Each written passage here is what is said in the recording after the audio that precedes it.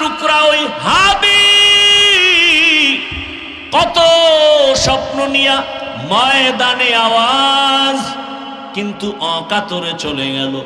কেউ ভাবেও নাই সন্তানটারে নাকি হাতের মধ্যে নিয়ে বলেছিল, আমি যদি মরে যাই আমার সন্তানটাকে দেখে শুনে রাখিও। ভাই আল্লাহ যদি আমাকে নিয়ে যায় আমার বাচ্চাটার দিকে একটু খেয়াল রাখি। তো এই কথাটা আমি বলতে পারিনি। আজও কলিজা ভরে দোয়া করেছি, এমন একটা মোনাজাত নাই যেখানে আমি যুবকের জন্য কলিজা ভরে দোয়া করি না। ও আল্লাহ, আর জানো আমার এই জমিনের মধ্যে ওসমান হাদির মতো কারো প্রাণ ঝরে না যায়। কুদরতের ছায়া দিয়া আমার কলিজার প্রত্যেকটা যুবকের জীবনকে হেফাজত করিও। এরে আমার কলিজার বাবারা, আমার আল্লাহকে বেজার করা যাবে না কেন, সেই প্রশ্নের জবাবে আমি এতক্ষণ হাদিসের আলোচনায় আছি। আমার আল্লাহ কেমন দয়ার মালিক, সারা জীবন বয়ান করলে শেষ করা যাবে না। ওরে তুমি ঘুমাইতেছো রাতের বেলা, আল্লাহ যদি সজাগ করে না দেয় কেমনে সজাগ হইবা? আমার আল্লাহ সজাগ করে দিতেছে। আবার কত মা কান্দে, রাতের ঘুমের মধ্যে সন্তান চিরবিদায় হয়ে গেছে। ও আমার যুবক, এত কষ্ট করে এত দৌড়ান দৌড়াই, না খানা না ঘুম না শান্তি, পায়ে ধরে ধরে বলি বাবা তুমি স্কুলে পড়ো, কলেজে পড়ো, চাকরি করো, ব্যবসা করো, আমি কলিজা ভরে দোয়া করি। আমি একথা একবারও বলি নাই স্কুল বন্ধ করে মাদ্রাসায় যাও, তাবলিগে যাও, পীরের কাছে যাও, না হয় জাহান্নামে যাবে। বাংলাদেশে আমি যুবকদের খুব ওজন দিয়া বলি, যুবক তুমি স্কুল ছাড়বা না, কলেজ ছাড়বা না। আমার দেশে মাওলানা মুফতি মুহাদ্দিসের অভাব নাই আলহামদুলিল্লাহ, তবে কলিজায় দুঃখ, আমার দেশে আদর্শবান ডাক্তারের অভাব, আদর্শ ইঞ্জিনিয়ারের অভাব, আদর্শবান ওসি ডিসি এসপির অভাব। আর যদি আমার দেশের সব থানা জেলার ওসি ডিসি এসপি 5 ওয়াক্ত নামাজি হয়ে যেত, কোন সুদখোরের অনুমতি নিয়ে ওয়াজের ময়দান সাজাতে হতো না। ঠিক কিনা বলো? এরে আমার যুবক, তুমি ডাক্তার হও, দোয়া করে গেলাম, কলিজা ভরে দোয়া করি। ইঞ্জিনিয়ার হও, প্রফেসর হও, আরে তোমার মতো যুবক বিজ্ঞানী, তোমার মতো যুবকেই তো ইঞ্জিনিয়ার, তোমার মতো যুবক তো ডাক্তার জাকির নায়েক। কে না চিনে তাকে? অথচ হোমিওপ্যাথিক ডাক্তার, এত সুনাম। এরে যুবক, আমি হাসির জন্য বলি না রে বাবা, মনে চাই নিচে নেমে আসি, তোর পাও দুইটা জড়ায় ধরি, আর বলতাম যুবক পায়ে ধরে বলি, আর দাড়ি কেটে আমার রসুলের কাদাস না রে যুবক, আর আমার মাওলাকে সারা ভিন্ন জায়গায় মাথা নত করিস না। ফিরে আয়, আল্লাহর পথে ফিরে আয়। ও যুবক, আমি নিচে নেমে পাও ধরার জন্য রেডি হয়ে বসে আছি। একটা যুবক, তুমি দিনের পথে চলে আসো। তুমি ডাক্তার হও, ইঞ্জিনিয়ার হও, তুমি প্রফেসর হও, তুমি একজন এমপি হও, তুমি একজন চেয়ারম্যান হও, তবে আমার আল্লাহকে নিয়ে জিন্দা থাকো। তোমার সম্মান এত বেশি, আজকে তুমি টাকার পেছনে দৌড়াও কেন? জ্ঞানটাকে কাজে খাটাও, চরিত্র ঠিক রেখে বড় হও, লেখাপড়া করে একটা জায়গায় যাও, টাকাওয়ালারা তোমার পেছনে ঘুরবে। আল্লাহর ভয় অন্তরে জমা করো, ওই মালিকের আপন বানাইয়া চলো। অনেকে মনে মনে ভাবতে পারো এটা কেমনে সম্ভব। হ্যাঁ, তুমি এবার নিজে তাকায় দেখো, জীবনে মাদ্রাসায় যায় নাই, আলিফ বাতাও শিখে নাই। তোমার লাইনের জেনারেল যুবকটা स्कूल जा बा मोहम्मद कै बुअद निस्बत तोरा मन अहब्बा सुन्नती कौले रसूल मजदाए का नमई हम कुन कबूल। আমার আল্লাহ তাআলা বলেন আমি চাই না কেউ জাহান্নামে যাবে, কারণ এক সেকেন্ডের গরম সহ্য করতে পারো না, সেই পাওয়ার নাই, কারণ আমি তোরে বানাইছি দুর্বল করে। ওয়া খুলিকাল ইনসানু যায়ীফা, মানুষের মতো দুর্বল কোন প্রাণী আমি সৃষ্টি করি নাই। মানুষ এতটাই দুর্বল, একটা মশার কাছে দুর্বল, একটা পিপিলিকার কাছেও আমরা দুর্বল, কিন্তু মর্যাদা দুর্বল না, মর্যাদা বাড়ায় দিয়েছেন সবার উপরে। দুনিয়াতে যত প্রাণী আছে সবার থেকে মানুষের মর্যাদা বেশি। ওয়ালাকাদ কাররামনা বানি আদম ওয়া হামালনাহুম ফিল বাররি ওয়াল বাহরি ওয়া রাযাকনাহুম মিনাত তাইয়্যিবাত ওয়া ফাদ্দালনাহুম আলা কাসীরিন মিম্মান খালাকনা তাফদীলা। বনি আদম বড় দামি। কয় কেন? কয় এগো মেধা বেশি। মিথ্যা কথা। বনি আদম বড় দামি কেন? বলে এরা খেতে পারে বেশি, বলে মিথ্যা কথা। বনি আদম বড় দামি বলে কেন? এদের শক্তি বেশি, বলে মিথ্যা কথা। দুনিয়াতে সব শক্তিওয়ালাদের থেকে মানুষের শক্তি দুর্বল। দুনিয়ার সব মেধা সম্পন্ন প্রাণী থেকে মানুষের মেধা দুর্বল। দুনিয়াতে খানেওয়ালা প্রাণীর থেকে মানুষের খানার অবস্থা বড় দুর্বল। কি মহাসমুদ্রে বড় বড় নীল তিমি আছে, এক একটা নীল তিমির প্রতিদিনের খাদ্য তালিকা 1000 কেজি চিংড়ি মাছ। কে খাওয়ায়? কে খাওয়ায়? ভাইরা আমার, জমিনের মধ্যে একটা বড় পাহাড়, কোহে কাফ, ওই পর্বতে একটা প্রাণী বসবাস করত, সিমর্গ। ওই প্রাণীটার প্রতিদিন খাদ্য হলো 40টা মোটা তাজা হাতি। সুবহানাল্লাহ। না সারাদিন বিড়ি টানলে আইব কেমন? হ্যাঁ, এক একজনের চেহারার থেকে কি নূরের আলো বিচ্ছুরিত হচ্ছে বিড়ি টানার ধাক্কায়। আল্লাহ হেদায়েত দান করুন। খুব খুশি লাগছে না? একটু বিড়ির প্রশংসা করছি, তাই তো? হ্যাঁ, বিড়ি টানেন যারা, বিড়ি টানেন, আপনাদের ঠোঁটগুলো খুব লাল। কি তোমাদের কলিজা এর থেকে আরো শতগুণ কালো, তোমার চরিত্র আরো কালো। পৃথিবীতে যদি কোনো ফাও আকাম থাকে, কিছু আকাম আছে লাভ আছে, যেমন মদ পান করা একটা আকাম, কিন্তু এটাই লাভ আছে।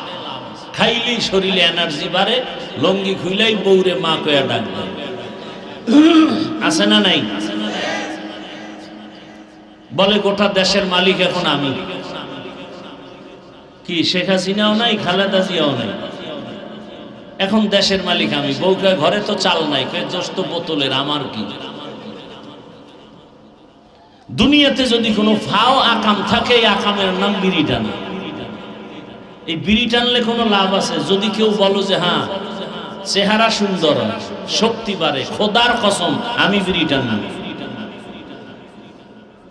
আল্লাহ হেদায়েত দান করুন। খুব ভালো কাজ করতেছেন যারা করেন না, না তা হাসি আসে কেন? আমি কি হাসির জন্য বলছি? করতেছেন আকাম, আবার হাসতেছেন। লজ্জা থাকলে তো মাথা নত হওয়া উচিত।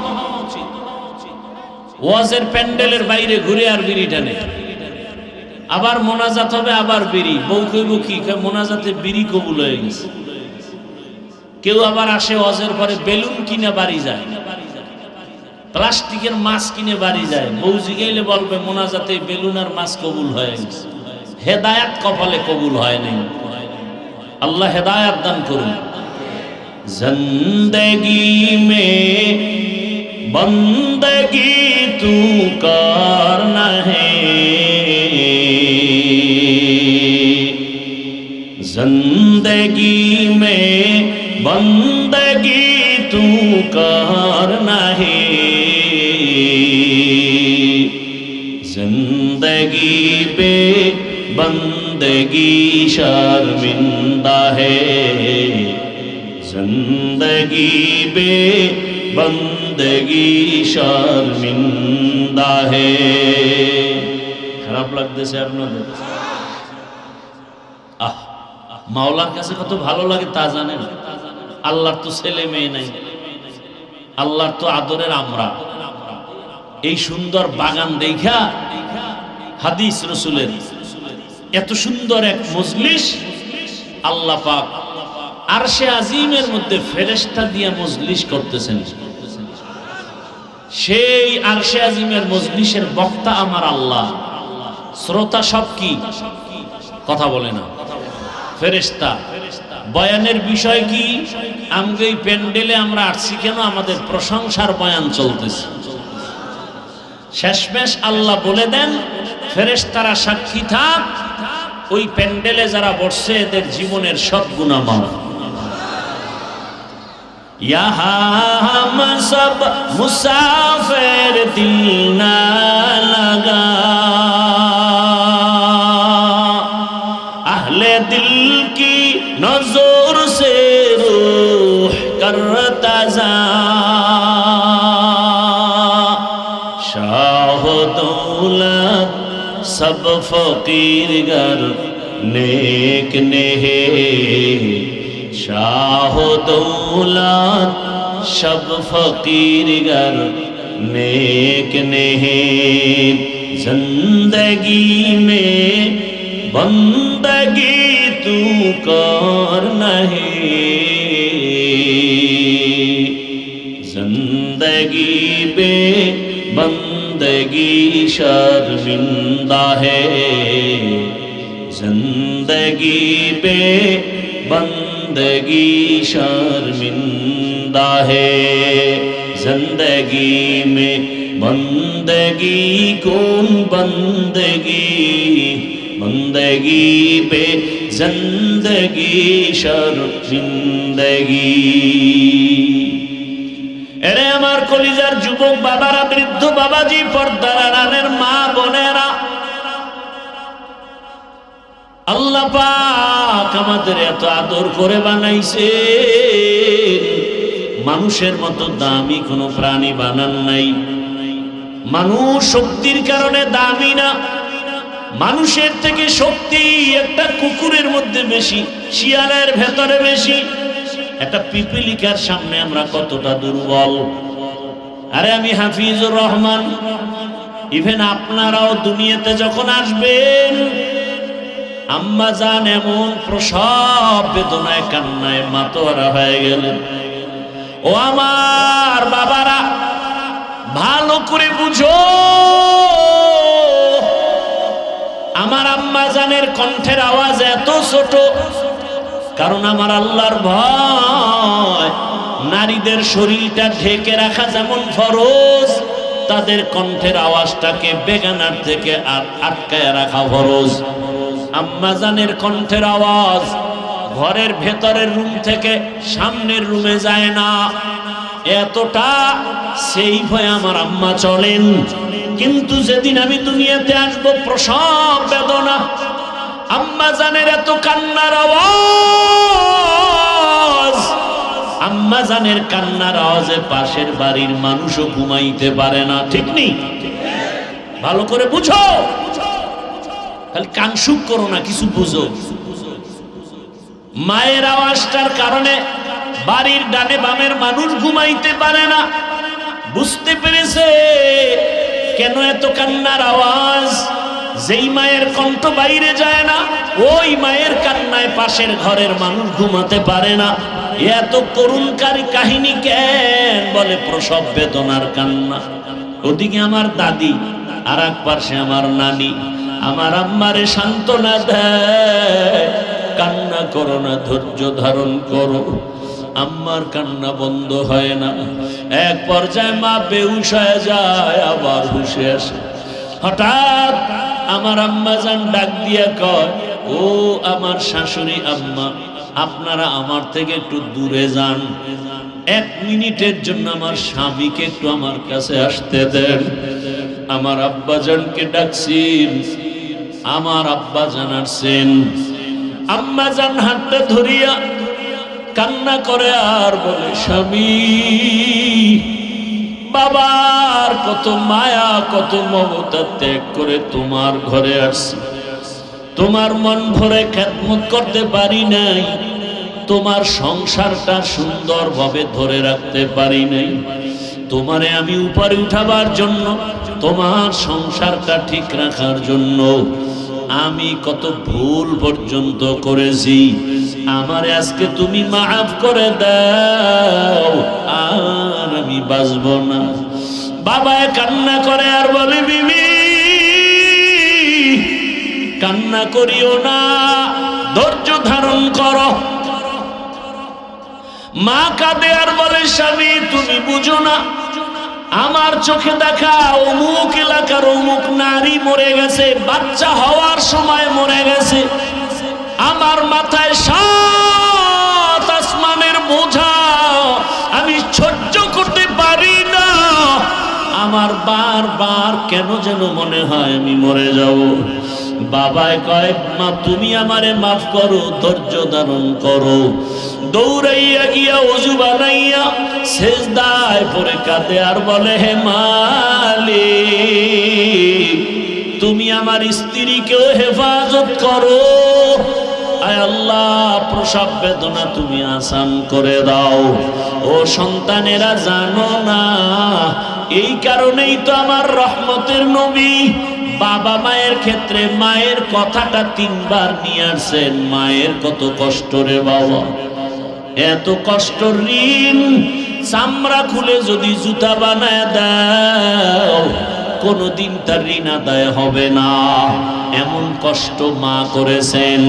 ও আল্লাহর বান্দারা, আমরা এতটা দুর্বল, অথচ একটা বকরি ছাগলের বাচ্চা যখন আসে, ডানে বামে কোনো সহযোগিতাকারী আসেনি, কেউ নাই। বাচ্চা দুনিয়াতে আইসা নিজে নিজে 4 পায়ে বাচ্চা দাঁড়ায় গেছে। মায়ের দুধ কোথায় খুঁজা খুঁজা বের করছে। মায়ের দুধের ওলানটা শক্ত, কোনো ঔষধও আনার প্রয়োজন মনে করে নাই। মাথার কপালের অগ্রভাগ দিয়া ওলানের উপরে জোরে জোরে ধাক্কা দিয়েছে, তো ওলানটা নরম হয়েছে। জিব্বা নাড়া লাগানো মাত্র দুধ বাচ্চার পেটে চলে আসছে। আর আমরা কত দুর্বল, দুনিয়াতে আসা মাত্র মা চক্ষু বন্ধ, বেহুশ। আমার দাদি আর নানি কয়ে, তাকায় দেখ ফুটন্ত গোলাপ। মায়ের এত কষ্ট, মাত্র একটা নজর আমার চেহারার দিকে দেওয়া মাত্র মায়ের কলিজার সব কষ্ট পানি হয়ে গেছে। জীবনের মূল কষ্ট মায়ের, প্রসব বেদনা,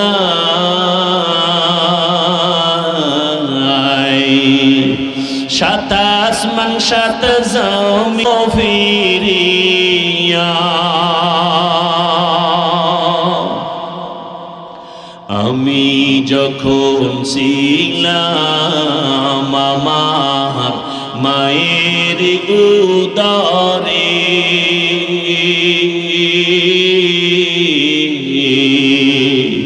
চলাফেরা করলেন যে মায়ে, কত কষ্ট করে। আমি যখন ছিলাম আমার মায়ের উদরে, চলাফেরা করলেন যে মায়ে, কত কষ্ট করে। এমন মাকে কেমনে আজি, এমন মা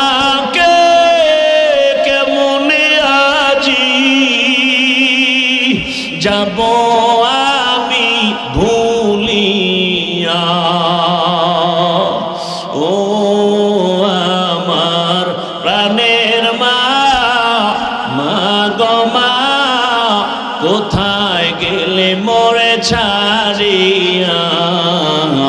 জনম দুঃখী ইয়াতীম আমি, চাই না কেহ ফিরিয়া। মাগো আমি ইয়াতীম বলে সবাই দেয় তাড়াইয়া।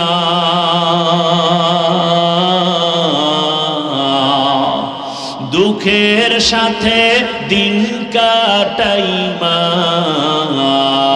পেটে ক্ষুধা নিয়া।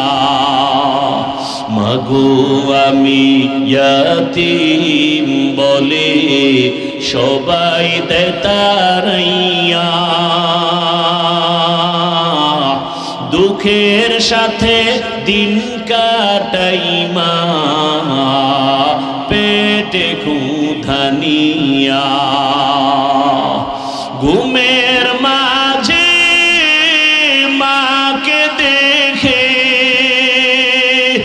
ঘুমের মাঝে মাকে দেখে, কেন্দে দেই বুক ভাসাইয়া। ও আমার প্রাণের মা, মা গো মা, কোথায় গেলে মোরে ছাড়িয়া? জনম দুঃখী ইয়াতীম আমি, চাই না কেহ ফিরিয়া। খিদমতে মা দর পে দর কুন সুবহ শাম। খিদমতে মা দর পে দর কুন সুবহ শাম। তাকে বাসি দর্দ আলম নেক নাম। কি এদের হেদায়েত হয়ে গেছে? কপাল পোড়ারা হেদায়েত হয়ে গেছে না বিড়ি টানতে যাও? আল্লাহ হেদায়েত দান করুন। আরো জোরে বলেন। এরে আমার কলিজার যুবক, আজকে এই বছর তুমি বয়ান শুনতেছো, আগামী বছর বয়ান হবে, তুমি থাকবা কিনা জানা নাই। আমার কলিজার টুকরা ওই হাদি কত স্বপ্ন নিয়া ময়দানে আওয়াজ, কিন্তু অকাতরে চলে গেল। কেউ ভাবেও নাই সন্তানটারে নাকি হাতের মধ্যে নিয়ে বলেছিল, আমি যদি মরে যাই আমার সন্তানটাকে দেখে শুনে রাখিও। আজও কলিজা ভরে দোয়া করেছি, এমন একটা মোনাজাত নাই যেখানে আমি যুবকের জন্য কলিজা ভরে দোয়া করি না। ও আল্লাহ, আর জানো আমার এই জমিনের মধ্যে ওসমান হাদির মতো কারো প্রাণ ঝরে না যায়। কুদরতের ছায়া দিয়া আমার কলিজার প্রত্যেকটা যুবকের জীবনকে হেফাজত করিও। এরে আমার কলিজার বাবারা, আমার আল্লাহকে বেজার করা যাবে না কেন? সেই প্রশ্নের জবাবে আমি এতক্ষণ হাদিসের আলোচনায় আছি। আমার আল্লাহ কেমন দয়ার মালিক, সারা জীবন বয়ান করলে শেষ করা যাবে না। ওরে তুমি ঘুমাইতেছো রাতের বেলা, আল্লাহ যদি সজাগ করে না দেয় কেমনে সজাগ হইবা? আমার আল্লাহ সজাগ করে দিতেছে। আবার কত মা কান্দে রাতের ঘুমের মধ্যে সন্তান চিরবিদায় হয়ে গেছে। ও আমার যুবক, এত কষ্ট করে এত দৌড়ান দৌড়াই, না খানা না ঘুম না শান্তি, পায়ে ধরে ধরে বলি বাবা তুমি স্কুলে পড়ো, কলেজে পড়ো, চাকরি করো, ব্যবসা করো, আমি কলিজা ভরে দোয়া করি। আমি একথা একবারও বলি নাই স্কুল বন্ধ করে মাদ্রাসায় যাও, তাবলিগে যাও, পীরের কাছে যাও, না হয় জাহান্নামে যাবে। বাংলাদেশে আমি যুবকদের খুব ওজন দিয়া বলি, যুবক তুমি স্কুল ছাড়বা না, কলেজ ছাড়বা না। আমার দেশে মাওলানা মুফতি মুহাদ্দিসের অভাব নাই আলহামদুলিল্লাহ, তবে কলিজায় দুঃখ, আমার দেশে আদর্শবান ডাক্তারের অভাব, আদর্শ ইঞ্জিনিয়ারের অভাব, আদর্শবান ওসি ডিসি এসপির অভাব। আর যদি আমার দেশের সব থানা জেলার ওসি ডিসি এসপি 5 ওয়াক্ত নামাজি হয়ে যেত, কোন সুদখোরের অনুমতি নিয়ে ওয়াজের ময়দান সাজাতে হতো না। ঠিক কিনা বলো? এরে আমার যুবক, তুমি ডাক্তার হও, দোয়া করে গেলাম, কলিজা ভরে দোয়া করি, ইঞ্জিনিয়ার হও, প্রফেসর হও। আরে তোমার মতো যুবক বিজ্ঞানী, তোমার মতো যুবকেই তো ইঞ্জিনিয়ার, তোমার মতো যুবক তো ডাক্তার জাকির নায়েক। কে না চিনে তাকে? অথচ হোমিওপ্যাথিক ডাক্তার, এত সুনাম। এরে যুবক, আমি হাসির জন্য বলি না রে বাবা, মনে চাই নিচে নেমে আসি, তোর পাও দুইটা জড়ায় ধরি। আর বলতাম যুবক পায়ে ধরে বলি, আর দাড়ি কেটে আমার রসুলের কাদাস না রে যুবক। আর আমার মাওলাকে সারা ভিন্ন জায়গায় মাথা নত করিস না, ফিরে আয়, আল্লাহর পথে ফিরে আয়। ও যুবক, আমি নিচে নেমে পাও ধরার জন্য রেডি হয়ে বসে আছি। একটা যুবক, তুমি দিনের পথে চলে আসো, তুমি ডাক্তার হও, ইঞ্জিনিয়ার হও, তুমি প্রফেসর হও, তুমি একজন এমপি হও, তুমি একজন চেয়ারম্যান হও, তবে আমার আল্লাহকে নিয়ে জিন্দা থাকো।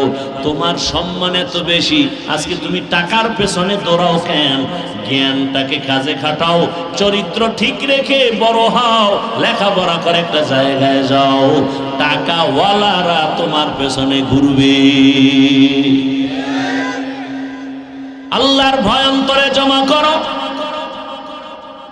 ওই মালিকের আপন বানাইয়া চলো।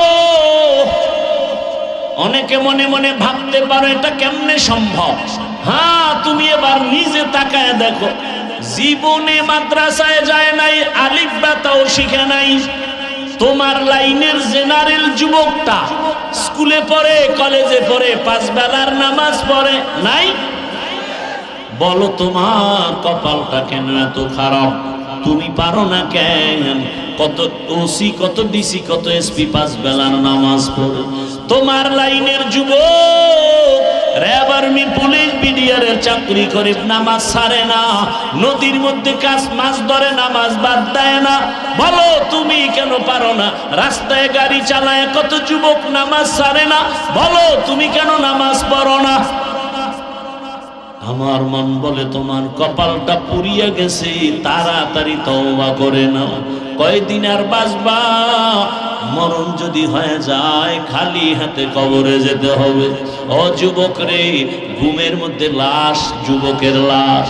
ওই যে কয়েক মাস আগে আমি বাইতুল্লাহর সামনে জিয়ারতে ছিলাম, হঠাৎ খবর শুনতেছি এক আল্লাহর বান্দা বিদেশে টাকা পয়সা কামাই করে আসছে বাংলাদেশে, পরিবার নিয়ে কিছুদিন আনন্দ করে আবার চলে যাবেন। এয়ারপোর্টে নামলো, পরিবারের লোকেরা গাড়ি নিয়ে আসছে, গাড়ির মধ্যে উঠছে, কত দিনের আনন্দ। যাইতে যাইতে যাইতে যাইতে বাড়ির কিনারায় যাওয়া মাত্র একটু দূরের থেকে গাড়িটা পানির মধ্যে পড়ে গেছে। ওই আল্লাহর বান্দা যুবক নিজের কাঁধে স্ত্রীকে টেনে টেনে নামাইছে। সন্তানটা বাচ্চা সন্তান, একটা শিশু বাচ্চা, বাবাকে যখন একটু ডাক দেয় কলিজাটা শান্ত হয়ে যায়, প্রাণটা ভরে যায়। ওই সন্তানটা পর্যন্ত মরে গেল। সাংবাদিক জিজ্ঞাসা করতে গিয়া এই পরিমাণ কান্না করেছে। আর বলে মানুষ গরিব থাকলেও তো ছেলে মেয়ে নিয়ে এক জায়গায় থাকার একটা আনন্দ আছে, আমি কপাল পোড়া সে আনন্দ পেলাম না। টাকার জন্য বিদেশ গেলাম, সেখান থেকে আজ আমি টাকা স্বর্ণের অলংকার নিয়ে আসছি আমার বিবির জন্য, আমার সন্তানের জন্য। আজ আমার কপাল কেন এত খারাপ? বাড়ির দরজায় আসা মাত্রই কাছাকাছি গাড়িটা পড়ে আমার চোখের সামনে আমার কলিজা বাবাটা মরিয়া গেল, আমার হাতের সামনে স্ত্রী মরিয়া গেল। আমি এখন কোন ঘরে যাব? ঘরের বাতি দেনেওয়ালা নাই, আমাকে বাবা বলে ডাক দিয়া সান্ত্বনা দেওয়ার বাচ্চাটাও নাই। ও আল্লাহর বান্দারা, কার পেছনে ঘুরো? যার পিছে ঘুরো লেইখারা তোরে মারার জন্য ওই বন্ধুটাই যথেষ্ট। শত্রু তোরে মারবে না, তোরে মারবে তোর এক প্লেটে খানেওয়ালা বন্ধু। ভাগে কম পড়লেই বলবে ওকে মাইনাস করে দাও, এ জমিন থেকে তাড়ায় দাও, ওকে রাখলে আমার ভাগে কম হয়ে যায়। এই বানা মানুষ মারার জন্য এখন কোনো দুশ্মনের দরকার হয় না। আপন মানুষ বন্ধুটা আপন বন্ধুটারে মেরে ফেলে। এরে আল্লাহর বান্দা, ভালো করে বুঝো, আজকে তুমি এখানে আছো, আল্লাহ বারবার বলে আমি আল্লাহ তোকে বলি না তুই চাকরি ব্যবসা ছেড়ে দিয়া শুধু আমাকে ডাক। না না, আমি আল্লাহ ইবাদতের বাউন্ডারির মধ্যে পুরো দুনিয়াটারে আটকায় দিছি। ব্যবসা করো ইবাদত, চাকরি করো ইবাদত, ডাক্তারি করো ইবাদত, ইঞ্জিনিয়ার হও ইবাদতের লাইনে চলো, আল্লাহর মোহাব্বত নিয়ে চলো। ও আল্লাহর বান্দারা, আজকে তুমি সুস্থ বয়ান শুনতেছো, আগামীকাল এই টাইমে আল্লাহ না করুন হতে পারে তুমি হসপিটালের রোগী হয়ে যাবে। তুমি গিয়া মোবাইল চালায় গুনাহ করে করে ঘুমায় যাবা। 10টা 11টায় তোমার আম্মু এসে ডাকবে, বাবা ও, আল্লাহ না করুন বুঝাবার জন্য বলি। হঠাৎ মা শরীর স্পর্শ করে দেখবে বরফের মতো ঠান্ডা। মা একটা চিৎকার দিয়া বলবে আমার বাবা দুনিয়াতে জিন্দা নেই। মাথাটা গরম হয়ে যাবে, আমাকে এখন কে আম্মু বলে ডাক দিবে? বাবায় টেলিফোন করবে, তোমার তো চক্ষু বন্ধ, রুহুটা চলে গেছে। বাবায় বলবে ইমাম সাহেব কোথায় যান, আমার সন্তান মরে গেছে, জানাজা না দিয়া যাবেন না। বাবা কাঁদবে আর বলবে, এক দলকে বলবে যাও বাঁশ বাগানে কবর খনন করো, আর এক দলকে বলবে কান্না করে আমার ঘরের পেছনে মশারি টানায় দেও, গরম পানি গোসল করার জন্য রেডি করো। তোমার আমার হাতের মোবাইলটা আর একজনে নিয়ে বলবে এ মোবাইল তো আমার, এখন আমার হাতের ঘড়িটা নিয়ে আর একজনে হাতে দিয়ে বলবে ঘড়ির মালিক আমি। আমার গায়ের গেঞ্জিটা বেলেট দিয়ে কেটে কেটে মা বাবায় রেখে ফেলবে। এরপরে গোসল করায়া সাদা কাফন পরাইয়া জানাজার ময়দানে যখন নিবে, জানালা দিয়া মা ডাকবে আমার বাবাকে কই নাও, আমারে আর আম্মু বলে ডাকবে না, কই তোমরা নাও। বলে জানাজার ময়দানে, বলে শেষবারের মতো চেহারাটা দেখাও, আমার বাবার একটু দেখিয়ে নেই, একটা নজর দেখবো। জানাজা পড়ায় কবরে নিয়ে যাবে, ওই কবরে পাড়ায়া মাটি দিয়া সব যখন বিদায় হয়ে যাবে, কেউ নাই। আজ আমার ডানে বামে সামনে পেছনে কত বন্ধু কত ভক্তের অভাব নাই।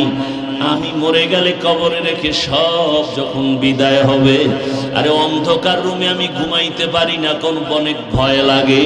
অথচ মাটির ঘরে আমি একা কেমনে থাকবো রে বাবা? ওই কবরের সম্বল যদি ইবাদত না নিয়ে কবরে যাও, আরে আমার আল্লাহর পক্ষ থেকে ফেরেশতা 3টা প্রশ্ন করবে, রবের পরিচয় দাও, ধর্মের পরিচয় দাও, রাহমাতুল লিল আলামিনের পরিচয় দাও। এই 3টা প্রশ্নের জবাব যারা দিতে পারবে তাদের কবর হবে রওজাতুম মির রিয়াজিল জান্নাহ। আর যারা প্রশ্নের জবাব দিতে পারবে না, আল্লাহর পক্ষ থেকে অর্ডার হয়ে যাবে, ও ফেরেশতা এই নাফরমানকে আমি দুনিয়াতে কম নিয়ামত দেই নাই, আমি আল্লাহ কোনোদিন বাধাও দেই নাই, আমি আল্লাহ অনেক ছাড় দিয়েছি, নামাজ পড়ে নাই, রোজা রাখে নাই, আমি আল্লাহ একবারও রাগ করি নাই, খানা বন্ধ করি নাই, বাতাস বন্ধ করি নাই, বরং আমি আল্লাহ পাক মুহাব্বতের নজরে বারবার ডেকেছিলাম। সে নামাজও পড়ে নাই, আলেমদের বয়ানও শুনে নাই, তওবাও করে নাই। আজকে আর কোনো সুযোগ দেওয়া যাবে না। রহমতের নবী বলেন আল্লাহর পক্ষ থেকে অর্ডার হয়ে যাবে, আল্লাহ বলবেন জাহান্নামের আগুন কবর ভরে দাও। এক পর্যায়ে আল্লাহর কুদরতি আওয়াজ, আল্লাহ বলবে কবরের মাটি দুই পার্শ্ব থেকে গুনাহগার বেনামাজিরে জোরে জোরে চাপ দাও। কবরের মাটি এত জোরে চাপ দিবে পাজরের হাড় চুরমার হয়ে যাবে। আম্মা জান আয়েশা রাদিয়াল্লাহু আনহা বলেন, আমি দেখি রহমতের নবী আমার রুমের মধ্যে বসে বসে গুনগুন করে কান্না করেন। ইয়া রাসূলুল্লাহ, আপনি কাঁদেন কেন? বলে, আয়েশা, আমার উম্মতের কথা মনে পড়েছে, হাসরের মাঠে কি উপায় হবে। সূর্যের গরম বড় ভয়ঙ্কর, সূর্যের গরমে মাটির জমিনটা হবে তামা, মানুষের মাথার মগজগুলো ভাতের মারের মতো ফুটতে থাকবে। এরে আল্লাহর বান্দা, নারী পুরুষ সবাই থাকবে উলঙ্গ। ওদিকে জাহান্নামের আওয়াজ, নবীরা পর্যন্ত কান্না শুরু করবেন। ও আমার যুবক বাবারা, ও পর্দার আড়ালের মা বোনেরা, ও বৃদ্ধ বাবাজি, আল্লাহর কোরআন থেকে বলছি, রসুলের হাদিস থেকে বললাম, রে বাবা, যদি তোমার অন্তর বলে কোরআন সত্য, গুনাহ নিয়ে কবরে গেলে হাসরে গেলে তোমার আযাব ভুগতে হবে, তাও সত্য। আর যদি বলো কোরআন মিথ্যা, তো আমাকে প্রমাণ দাও, আমিও তোমার লাইনে চলে আসি, দাড়ি কেটে ফেলি। আর যদি বলো না, কোনো সন্দেহ নাই, আমি বলবো পা ধরে বলবো, পা আগায় দাও, পাও আমি হাত দিয়া ধরে বলবো, আজকে থেকে তওবা করো রে বাবা। জীবনে তো মোবাইলে রাতে গুনাহ কম করো নাই, জীবনে পার্কে পার্কে কম ঘুরো নাই, জীবনে মা বাবার সাথে কত বেয়াদবি করছো সীমানা নাই। এখনো সময় আছে, তওবা করো। ওই মা বাবার সাথে বেয়াদবি করিও না, ওই শিক্ষকের সাথে বেয়াদবি করিও না, উলামায়ে কেরামের সাথে বেয়াদবি করিও না। ওই মা বাবার দোয়া ছাড়াই চেয়ারে বসতে পারি নাই রে বাবা, মা বাবার দোয়া চোখের পানি ছাড়া এই সম্মানের স্থানে আসতে পারি না রে বাবা।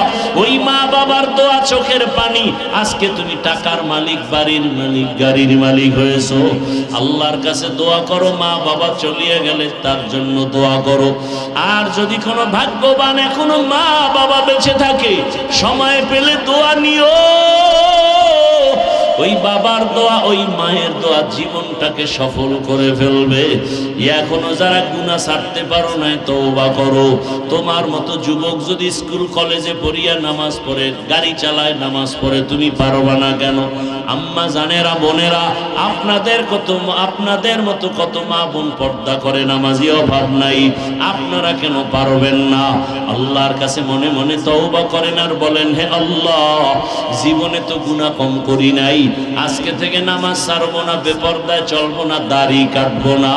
মা বাবার দোয়া নিয়া, শিক্ষকের দোয়া নিয়া, উলামায়ে কেরামের পরামর্শ নিয়া, নবীজির সুন্নাত অনুযায়ী জীবনটা চালাবো। তওবা করার মতো যদি অন্তর তৈরি হয়, মুনাফিকি যদি না থাকে, খাঁটি তওবার নিয়তে দুটো হাত আল্লাহকে দেখায় দাও। আয় আল্লাহ, হাতগুলো কবুল করে নেন। আয় আল্লাহ, তওবা কবুল করে নেন। তওবার উপরে মজবুত হইয়া চলার মতো তৌফিক দান করেন, আমিন। আলহামদুলিল্লাহি রাব্বিল আলামিন, والصلاة والسلام على سيد الأنبياء والمرسلين وعلى آله وأصحابه أجمعين يا أرحم الراحمين يا أرحم الراحمين يا أرحم الراحمين رب ارحمهما كما ربياني صغيرا رب ارحمهما كما ربياني صغيرا हमको तेरे राह की तरफ तेरे राह पर चला हमको खुदाया बेगुनाह न गुज़श्त पर मसाअते मा हुज़ूर दिल न कर दम ताअत या इलाही मुझसे मुझको दूर कर ताकि देखो मुझ में तुझको एक नज़र अल्लाहुम्मा इन्नका अफुव्वुन करीम तुहिब्बुल अफ़्व फ़अफ़ु अन्ना अल्लाहुम्मा इन्ना नस्अलुका रिज़ाका वल जन्नह व नऊज़ु बिका मिन सख़तिका वन नार अल्लाहुम्मा इन्ना नऊज़ु बिका मिनल बरसी वल जुनूनि वल जुज़ामि व सय्यिल अस्क़ाम रब्बना ला तुज़िग़ क़ुलूबना बअद इज़ हदैतना व हब लना मिन लदुनका रहमा इन्नका अंतल वह्हाब اللهم إنا نسألك علما نافعا ورزقا واسعا وشفاء من كل داء ورب العالمين قدرتের নজর দিয়ে দেখেন আপনার কত গোলাম উলামায়ে কেরাম এখানে হাজির কত মুরব্বী হাজী সাহেব কত ব্যবসায়ী চাকরিজীবীরা হাজির আয় আল্লাহ আমার কলিজার কত যুবক কত ছাত্ররা হাজির পর্দার আড়ালের মা বোনেরা হাত তুলেছে ও আল্লাহ আমরা গুনার সাগর থেকে আসছি আমরা গুনাহ করে জীবনটাকে নাপাক করে ফেলেছি আমার গুনার খবর আমার মা জানে না ভাই বোনেরা কেউ জানে না ও আল্লাহ আপনি জানার পরেও রাগ করে খানাও বন্ধ করেন নাই পানিও বন্ধ করেন নাই আজ তওবার নিয়তে হাত তুলিছি আর গুনাহ করব না আর দাড়ি কাটবো না নামাজ ছাড়বো না মা বাবার সাথে বেয়াদবি করব না শিক্ষকের দোয়া নিয়ে মুরব্বী উলামায়ে কেরামের পরামর্শ নিয়ে নবীর আদর্শে চলব আমাদের তওবা কবুল করে নেন জীবনের সব গুনাহগুলো মাফ করে দেন মা বোনদের কবুল করে নেন সন্তানগুলো নেককার বানায় দেন সারা দুনিয়াবাসীকে মাফ করে দেন প্রবাসের জীবনে যারা কষ্টের জিন্দেগি নিয়ে কষ্ট করে রুজির জন্য কবুল করে নেন রিজিকে বরকত বাড়ায় দেন পেরেশানি দূর করে দেন আমার দেশ ইসলামের জন্য কবুল করে নেন শান্তির দেশ বানায় দেন জালেমদের জুলুম থেকে হেফাজত করেন চলার পথে হেফাজত করেন আয় আল্লাহ যারা ব্যবসা করে চাকরি করে কুদরতের দ্বারা বরকত বাড়ায় দেন আয় আল্লাহ মাদ্রাসা কবুল করে নেন আয় আল্লাহ মাহফিল কবুল করে নেন আয় আল্লাহ এলাকায় শান্তি দান করেন মা বোনদের আবেদা পর্দাওয়ালা বানায় দেন সন্তানগুলো নেককার বানায় দেন আয় আল্লাহ আমার কলিজার প্রত্যেক যুবকের দ্বীনের খাদেম বানায় দেন আয় আল্লাহ উসমান হাদিকে শাহাদাতের মর্যাদা দান করেন আমার দেশের প্রত্যেকটা যুবক কুদরতের হাতে হেফাজতের ব্যবস্থা করে দেন আয় আল্লাহ মুরব্বী ব্যবসায়ী চাকরিজীবী মা বোনদের নিরাপত্তার ব্যবস্থা করে দেন আয় আল্লাহ আমাদের জানমাল আহাল পরিবার হেফাজত করেন আয় আল্লাহ মাদ্রাসা মসজিদগুলো কবুল করে নেন উলামায়ে কেরাম মাশায়েখদের এক বানায় দেন হিংসা দূর করে মোহাব্বত বাড়ায় দেন আয় আল্লাহ পরস্পরে ইখলাস ও তাকওয়া দান করেন।